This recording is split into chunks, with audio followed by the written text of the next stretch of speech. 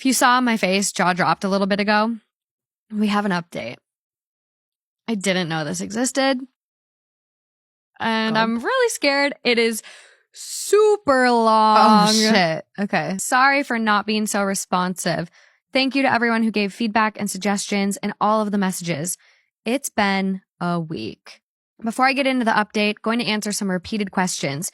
Skip ahead 8 paragraphs for the actual update. So 1, why does my husband not work? He can easily find employment, but we both agreed that the pay was never worth the toxic environment of his field unless he wanted to start his own business, which he did not. He worked in home repair and renovation. It was gross how his coworkers spoke of and treated women, female customers, and coworkers alike. He saw many female coworkers be sexually harassed into quitting. He hated how gross it made him feel when sales and adjusters would take advantage of women. Yes, selling inferior and unnecessary services at a premium is a thing. Mm-hmm. If he said anything, his hours would get cut until he left. He left one job on the first day because his boss left a screaming voicemail for not selling a refrigerant service to a young black couple who didn't even need refrigerant. Yes, he's got documentation and reported multiple employers to the state labor board and checked back. Nothing was ever done to our knowledge. He's also tried a factory job and a warehouse since leaving the trades. Both heavily penalized him for needing scheduled time off for my medical needs. There's no worker protection here for any of that until FMLA, unpaid, which takes a year to be eligible for. Yes, it is a privilege to walk away from a paying job with your middle fingers held high. I have done the same many times, but I am happy where I'm at right now because it's the opposite of toxic. I'm thriving, and our company has no penalty, unlimited paid sick/medical leave policy that is strictly enforced at all levels of management. Any lead who penalizes people for taking leave gets sacked. A unicorn of a company. Wow. Drop the name. Yeah. Add in a child.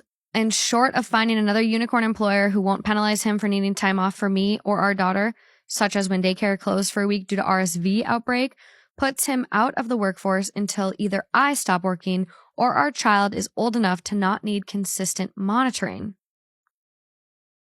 However, he's not a reliable caregiver to your child. So, but I am liking this context because it is providing more of an understanding of the dynamics. I agree. Last reason for this dynamic is that although I'm disabled, my job pays almost double the highest salary he's ever had, with no reduction in pay for needing time off.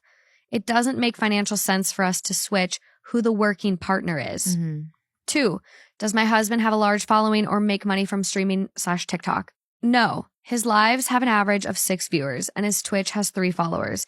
When we did our taxes, he didn't get a 1099 and he showed me that he got all of $6 from TikTok live gifts, nothing from Twitch.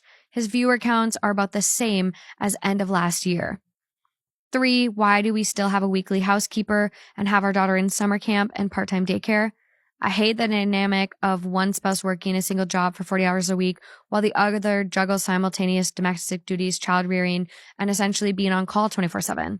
I would not want those expectations of me and couldn't fathom putting it all on someone I love and cherish. If my husband did all of the activities and field trips that daycare did, his evenings and weekends would be taken up by domestic duties that I would physically struggle with assisting. The weekly housekeeper helps prevent deferred cleaning paralysis, where small missed things piled up into unwielding monster tasks and struggling where to start.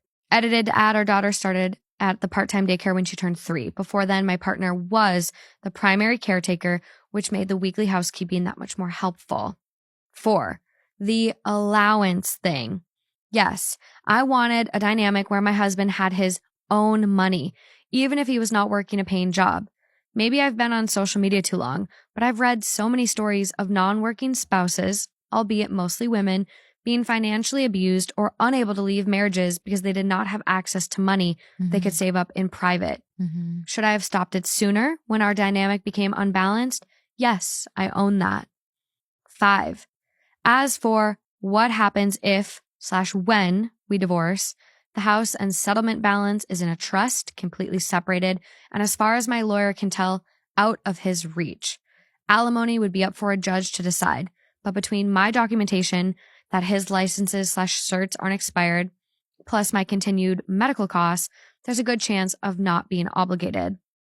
Hopefully that means most or all of the background related questions. Now, on to the update.